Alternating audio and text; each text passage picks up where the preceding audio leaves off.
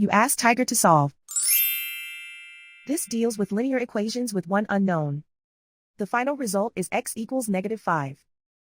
Let's solve it step by step. Group all constants on the right side of the equation. Subtract 4 from both sides. Simplify the arithmetic.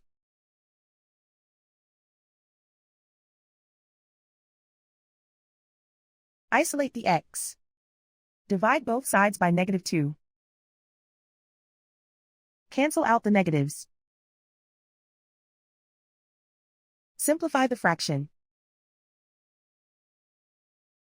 Move the negative sign from the denominator to the numerator. Find the greatest common factor of the numerator and denominator. Factor out and cancel the greatest common factor. And so the final result is x equals -5.